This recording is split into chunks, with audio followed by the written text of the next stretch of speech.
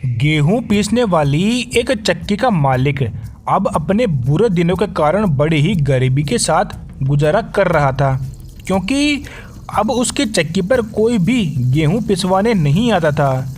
गरीबी के कारण वो अपनी पत्नी और बच्ची के लिए 2 वक्त की रोटी भी नहीं जुटा पा रहा था। आटे की चक्की के पीछे एक सेब का बड़ा पेड़ था और उसके साथ ही उसका टूटा फूटा घर। अपने 2 वक्त की रोटी के लिए उसे जंगल में जाकर लकड़ियाँ काटनी पड़ती थी। उन्हीं लकड़ियों को बेचने पर जो पैसे मिलते उसी से उसका घर चल रहा था। वो अपनी ज़िंदगी से बहुत दुखी होकर एक बार जंगल से लकड़ियाँ काटने गया तो वहाँ उसे एक बूढ़ा आदमी मिला, जिसे उसने पहले वहाँ कभी नहीं देखा था। वो बूढ़ा आदमी उस चक्की के मालिक के पास आया और उससे बोला कि तू अपनी गरीबी से इतना दुखी क्यों है? मैं तुझे बहुत अमीर बना सकता हूँ अगर तू मुझे वो चीज़ देने का वादा करे जो मैं तुझसे मांगू। चक्की के मालिक ने सोचा, मेरे पास इस बूढ़े को देने के लिए है ही क्या? ये मुझसे कौन सी मेरी जायदाद ले जाएगा? वो पहले ही अपनी गरीबी से बहुत दुखी था। उसने अमीर बनने के लालच में बिना कुछ सोचे समझे बूढ़े की बात मान ली और उसे वो चीज़ देने का वादा भी कर लिया जो वह मांगेगा। बूढ़ा आदमी एक रहस्यात्मक हंसी हंसकर बोला, अब मैं 3 साल बाद तुम्हारे पास अपनी चीज़ लेने आऊँगा। इतना कहकर वो बूढ़ा आदमी वहाँ से चला गया। जब लकड़ियाँ काटकर चक्की का मालिक अपने घर पहुँचा तो उसकी पत्नी दौड़कर उसके पास आई और बोली, तुम मुझे सच सच बताओ कि हमारे घर में अचानक ये इतना सारा धन कहाँ से आया? हमारे घर के सारे बर्तन धन से भर गए, ये सब कुछ एकदम से कैसे हो गया? कोई आदमी बाहर से धन लेकर हमारे घर नहीं आया है। मैं तुमसे पूछती हूँ, ये सब क्या है? उसका पति बोला, शायद ये सब उस बूढ़े आदमी ने ही किया है जो मुझे आज पहली बार जंगल में मिला था। उसने मुझसे केवल एक चीज़ मांगी थी कि और उसके बाद पहले मैं बहुत सारा धन देने का वायदा किया था। उसकी पत्नी ने पूछा कि वो बूढ़ा आदमी इतने सारे धन के बदले ऐसी कौन सी चीज़ मांग रहा था? चक्की का मालिक बोला, चक्की के पीछे जो सेब का पेड़ है शायद वो उसे लेना चाहता होगा। पत्नी तुरंत जान गई कि वो बूढ़ा आदमी शैतान है। वो सेब का पेड़ नहीं बल्कि उस सेब के पेड़ से सेब तोड़ती हुई उसकी बेटी को छीनना चाहता है।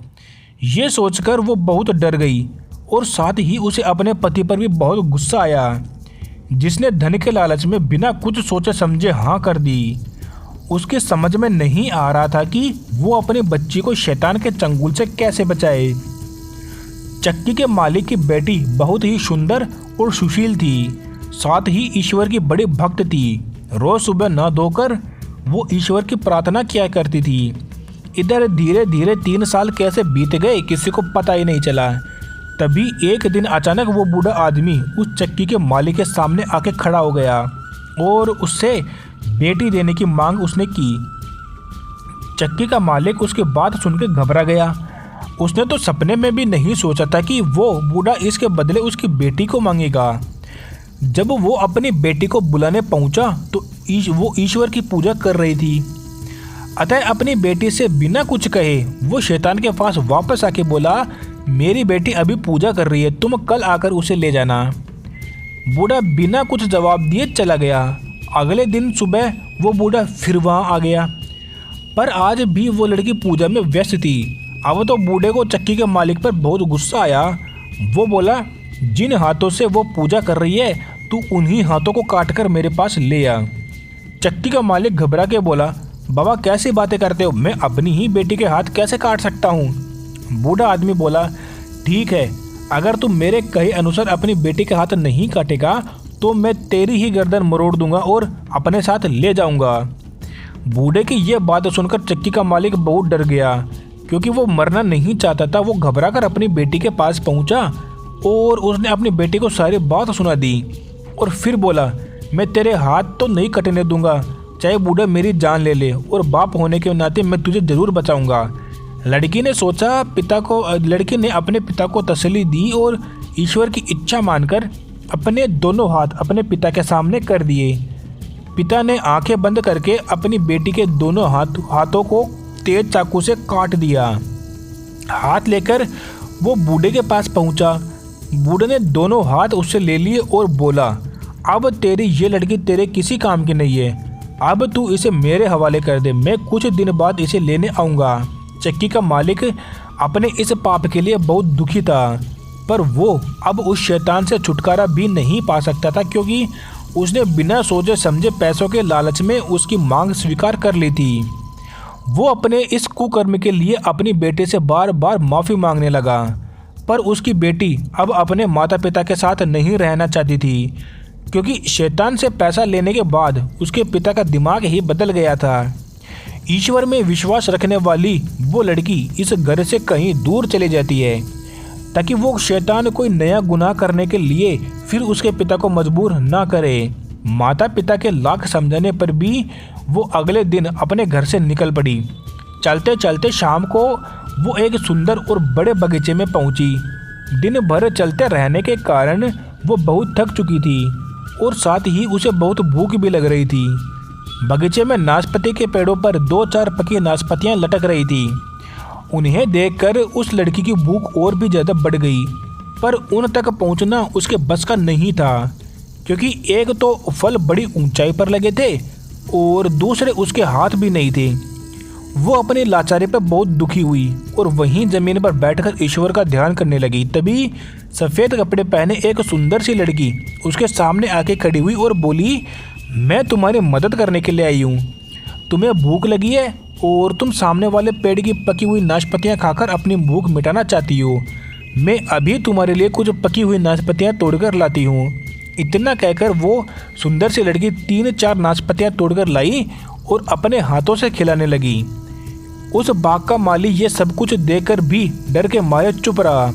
उसे लगा कि यह ज़रूर कोई भूत है जो सफ़ेद कपड़ों में उसके बाग में घुस आया है।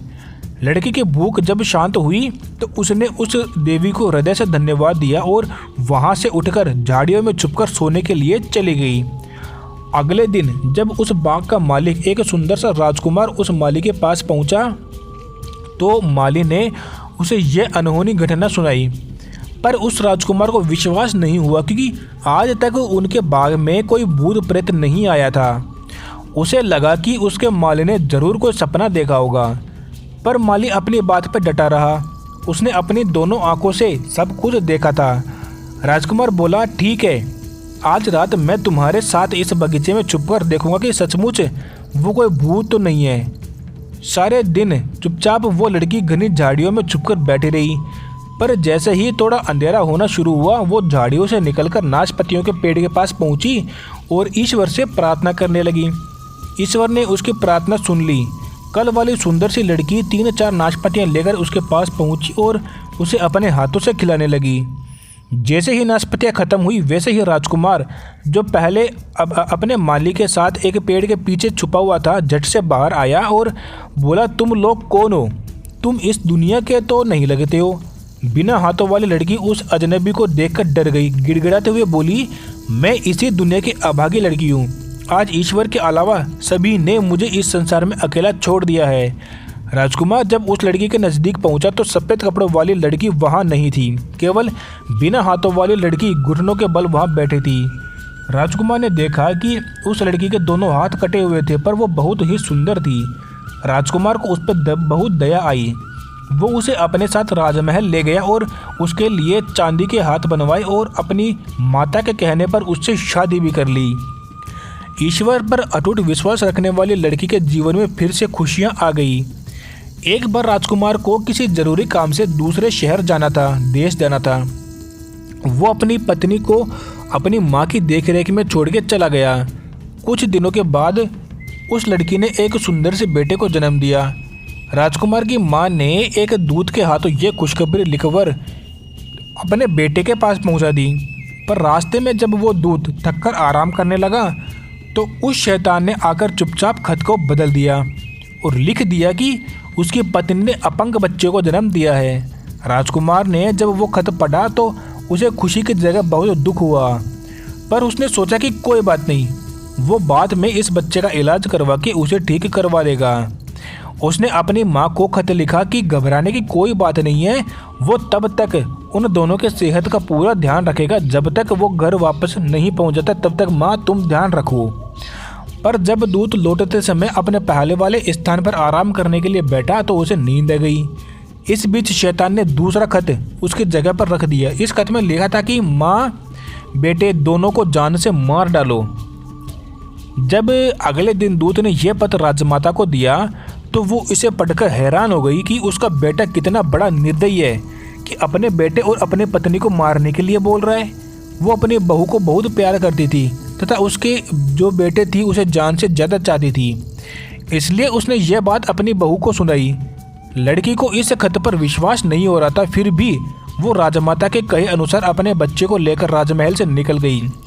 राजमाता ने उसके साथ किसी नौकर या नौकरानी को भी नहीं भेजा ताकि कहीं उसके बेटे को पता न लग जाए कि उसने उन दोनों को भागने में मदद की है।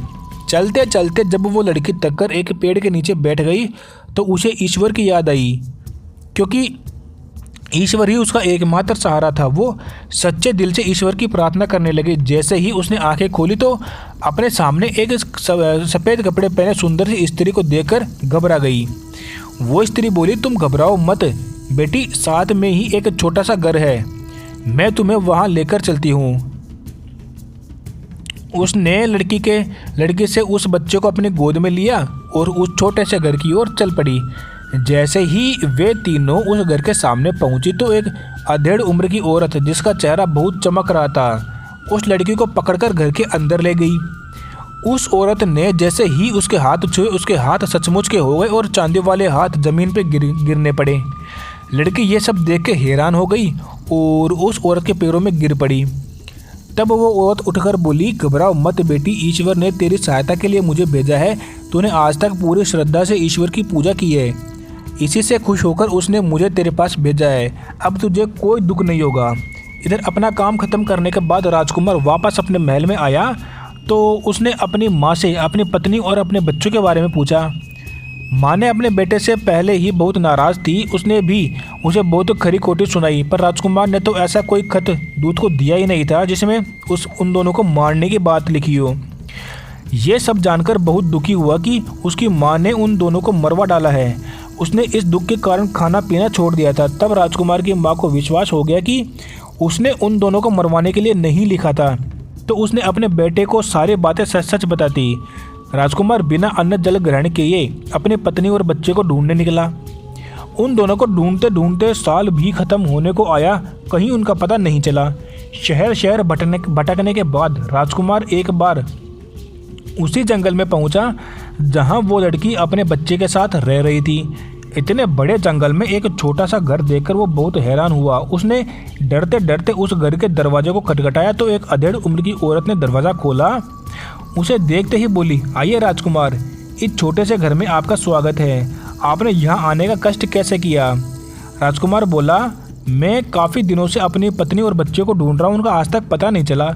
उस औरत ने राजकुमार के सामने खाने पीने की कई चीज़ें रखी, पर राजकुमार ने उनमें से कुछ नहीं खाया और बोला कि मुझे खाने में कोई दिलचस्पी नहीं है, मुझे अपने पत्नी और अपने बच्चे की तलाश है। राजकुमार उस औरत की आज्ञा पाकर वहीं बिस्तर पर आंखें बंद करके लेट गया। तभी उसे अंदर से कुछ बातें करने की आवाज़ सुनाई दी। वो औरत कह रही थी कि बाहर जाकर देख, तेरा पति और इस बच्चे का पिता तुम दोनों को ढूंढता हुआ यहाँ आ पहुँचा है, तू बाहर उससे जाकर मिल। तभी उसे किसी के बाहर आने की आहट सुनाई दी। राजकुमार ने झट से अपनी आंखों पर हाथ रख लिया ताकि वो चुपके से उस औरत का चेहरा देख सके। उस लड़की ने धीरे से राजकुमार के पास आकर उसे पहचानने की कोशिश की, पर उसकी बड़ी हुई दाढ़ी से वो उसे पहचान न पाई। पर राजकुमार झट से अपनी पत्नी को पहचान गया। जब उसने उस लड़की के हाथों में बच्चे को देखा तो उसे लगा कि यह कोई औरत होगी, और उसके पत्नी के हाथ तो सचमुच के नहीं बल्कि चांदी के थे। यह बात की सच्चाई जानने के लिए एकदम से उठकर बैठ गया। उसे नज़दीक से देखकर उसकी पत्नी उसे पहचान गई और बोली, मैं आपकी अभागी पत्नी और ये आपका अभागा बेटा। राजकुमार को उस औरत की बात पर विश्वास नहीं हो रहा था कि ये सचमुच के हाथों वाली औरत उसकी पत्नी है। तभी वही अधेड़ उम्र की औरत चांदी के 2 हाथ लिए तेजी से बाहर आई। वो उन दोनों हाथों को राजा के सामने रखती हुई बोली, ईश्वर ने इसकी पूजा और भक्ति से खुश होकर इसे असली के हाथ वापस कर दिए हैं, यही उसकी पत्नी है। राजकुमार यह सुनकर खुशी से उछल पड़ा। उसने उस स्त्री तथा ईश्वर को धन्यवाद दिया और अपने बेटे और अपने पत्नी को लेकर अपने महल में वापस आ गया, जहाँ पर राजमाता ने बड़ी धूमधाम से उसका स्वागत किया। अंत में शैतान को उस लड़की का पीछा छोड़ना नहीं पड़ा। ऐसी ही और कहानियाँ सुनने के लिए आप हमारे इस चैनल को सब्सक्राइब करें। धन्यवाद।